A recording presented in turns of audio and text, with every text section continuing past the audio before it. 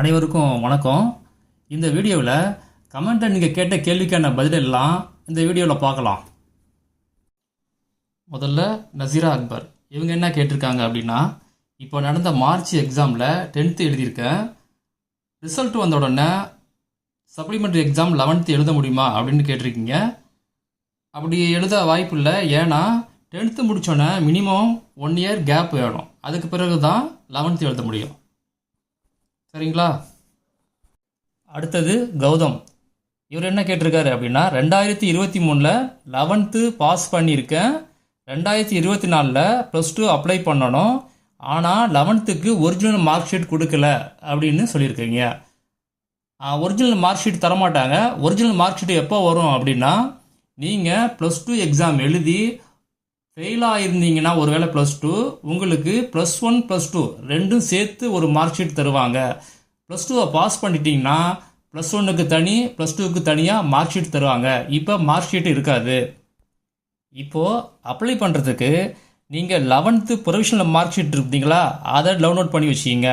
இல்லைன்னா 11th hall ticket, இது ரெண்டில் ஏதாவது ஒன்றை வச்சு தான் நீங்கள் இப்போ 12th அப்ளை பண்ணணும்.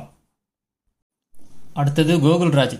இவங்க என்ன கேட்டிருக்காங்க அப்படின்னா, 8th கம்ப்ளீட் பண்ணிட்டேன், 9th போகாமல் 10th எழுத முடியுமா அப்படின்னு கேட்டிருக்காங்க. கண்டிப்பாக எழுதலாம்.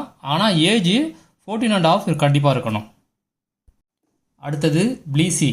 இவங்க என்ன கேட்டிருக்காங்க அப்படின்னா, 11th ப்ரைவேட் எக்ஸாம் எப்போ அப்ளை பண்ணுறது அப்படின்னு கேட்டிருக்காங்க. மே 1st வீக் இல்லைன்னா 2nd வீக் அப்ளை பண்ணுற மாதிரி இருக்கும். வந்தால் வீடியோ போடுவீங்களா அப்படின்னு கேட்டிருக்காங்க. கண்டிப்பாக வீடியோ போடுறேன். அடுத்தது பிரியா. இவங்க என்ன கேட்டிருக்காங்க அப்படின்னா, 8th எக்ஸாம் எப்போ அப்ளை பண்ணுறது அப்படின்னு கேட்டிருக்கீங்க. அப்ளை பண்ணுறது ஜூன் மாதம் அப்ளை பண்ணுற மாதிரி இருக்கும். எக்ஸாம் ஆகஸ்ட் மாதம் வரும். அப்புறம் எங்கே அப்ளை பண்ணுறது அப்படின்னு கேட்டிருக்கீங்க. எக்ஸாம் சர்வீஸ் சென்டர், அதாவது அரசு சேவை மையம், இங்கே தான் அப்ளை பண்ணணும். இதை பற்றி ஒரு வீடியோ நான் போட்டிருக்கேன். என்னுடைய சிவாய் எக்ஸாம் டைம் சேனலில் உள்ளே போய் பார்த்தீங்கன்னா அந்த வீடியோ இருக்கும். அதை கிளிக் பண்ணி அந்த வீடியோவை பாருங்கள். அந்த வீடியோவில் டிஸ்கிரிப்ஷனில் ஒரு லிங்க் கொடுத்துருப்பேன். அந்த லிங்கை நீங்கள் கிளிக் பண்ணிங்கன்னா அது என்னென்ன சென்டர் இருக்குதோ அது எல்லாம் உங்கள் மொபைலில் டவுன்லோட் ஆகும். உங்களுக்கு நியரஸ்ட்டாக எந்த சென்டர் இருக்குதோ அதை பார்த்து அங்கே போய் நீங்கள் அப்ளை பண்ணுங்கள்.